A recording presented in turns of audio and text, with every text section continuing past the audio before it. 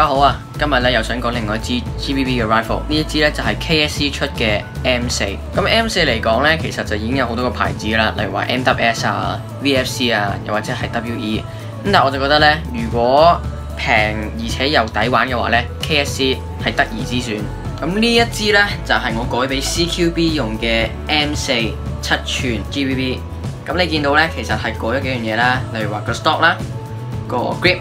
同埋前面改咗一條 SLR 嘅骨，咁呢啲槍咧射程咧就大概30至到40米左右啦，唔算係好遠。如果打室外嘅話，中距離都 OK 嘅。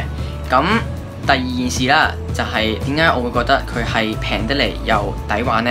因為其實咧佢原裝咧已經有一個嘅鋼煲噶啦，呢一個鋼煲咧我就再拋光埋啦。咁所以其實咧唔使買咩 YSC 啊，又或者係其他牌子嘅煲咧。本身原裝咧已經非常之靚噶啦，同埋咧雖然佢啲夾係好重啦，但係佢啲夾咧都放到差唔多40飛嘅，同 S&T 就差唔多。好，我哋咧就照舊由頭講到落尾啦。咁其實 KSC 咧係有出俾自己嘅 M4 suppressor 嘅快拆嘅，所以我就裝咗呢一個鋼嘅快拆火帽啦。然之後咧骨方面咧呢一條骨咧係 SLR 嘅6寸骨。咁佢係 key mod 嘅，咁所以其實你裝 grip 啊、電筒啊嗰啲都 OK 嘅。然之後咧移到落嚟中間咧，我就裝咗一個側鏡啦，呢一個係 side mounted 嘅 Trijicon SRO copy 嚟嘅，因為我就覺得其實copy 都唔會話好散啦個紅點，同埋其實都用得着嘅。然之後咧我就用咗一個又係 copy 嘅 Trijicon ACOG 4倍鏡啦。呢個係紅色光纖版，咁所以其實一個10至4倍鏡，再加多一個側邊嘅紅點鏡呢，我覺得係配得好好嘅。即係如果你遠距離就可以用個4倍鏡啦，然之後你近距離呢，你就可以轉去呢個側鏡，呢個配合呢，我就覺得係幾好用嘅。咁移過嚟呢一邊睇啦，呢一邊呢，其實就原本呢度有個Navy 嘅 marking 嘅，咁但係我就封咗佢啦，因為我就唔好在乎個 marking 係點嘅。個身咧就其實都係應該係鐵定之類嚟嘅啫，咁就唔係話好聚手嘅。然之後咧，佢個trigger 咧我就改到輕咗嘅，你見到佢係個 reset 係非常之咁短啦，所以其實如果你快扣雞嘅話咧，都係效果幾好嘅。咁講翻呢邊啦，個煲咧。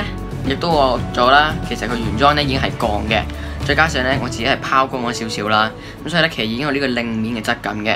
咁而呢一個嘅shell ejecting 嗰個呢一塊咧，我就廢除咗佢啦，因為我就唔係好中意即係成日咁樣冚住，咁之後有時如果 cock 槍嘅話，有可能有啲 jam 槍。咁不過咧呢一個保護住嗰塊紙片咧。我內邊咧亦都拋光咗，出邊就冇搞啦，因為我都唔會睇到出邊噶。然之後咧一路移到落嚟後邊啦，後邊咧呢個 cocking handle 咧就都係原裝嘅，不過原裝呢隻就唔係 ambidextrous 嘅，得一邊嘅啫。同埋你見到咧我係改呢個短行程嘅，即係話咧佢咧係唔會有呢一個嘅煲落嘅，咁所以其實基本上入咗差唔多40-50飛啦，已經係5秒鐘可以打得晒噶啦。好啦，咁咧就到講到隻彈夾啦。咁彈夾咧，其實我就覺得佢係有少少抄 WA 系統嘅，因為你見到咧個蛙路咧同埋個出氣膠咧同 WA 嘅位置都非常之相似啦。而且佢前面咧佢係呢一個 double stack 嘅，咁所以咧入彈咧基本上唔用入彈器咧已經係非常之順暢，可以入晒40飛噶啦。咁其實個 buffer 咧係點樣可以做到咁快嘅咧？即係究竟點樣先可以 set 到 buffer 咧？坊間咧，例如話 JLP 啊嗰啲咁嘅牌子咧，都有出 for M4 嘅 buffer kit 嘅。咁但係我自己咧，我就冇咁麻煩，我就直接裝我呢個 double spring， 即係兩條彈弓駁埋一齊咧。咁其實咧都已經係夠短嘅啦，即係唔會上唔到子彈，而且槍速亦都好快嘅。咁而 KSC 你唔記得 KWA 啦，佢哋都有出個 PMAC 嘅。咁但係我自己就中意用翻鐵夾。呢一個咧就係裝咗 grip 嘅版本。咁最後嚟講啦，呢啲槍雖然唔係改咗好多嘢，除咗個骨啊、呢啲 grip 啊同埋呢個鏡之外啦，咁但係其實咧佢係非常之準，同埋咧係都大力嘅。不過就唔會即係好似 MK12啊嗰啲咁大力啦。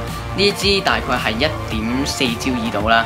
咁呢一個嘅火帽咧佢係鋼嘅，咁所以咧係有啲聽聽聲嘅。好，咁今日嘅港槍片呢就差唔多啦。如果中意嘅話呢，就記得 like、subscribe 同埋喺下面留言。咁我哋下個禮拜再見啦。